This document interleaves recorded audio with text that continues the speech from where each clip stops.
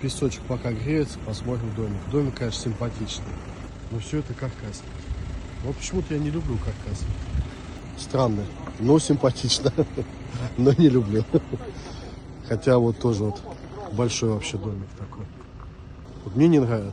Как бы внешне симпатично, но вот почему-то не люблю каркас. Вот фиг его знает, как будто его сдуют сейчас. Вот откуда это ощущение берется? То ли из сказки «Три поросенка», да? Ниф-ниф, наф-наф, вот нюф-нюф. Мне все-таки кажется, дом должен быть каменным. Вы что скажете?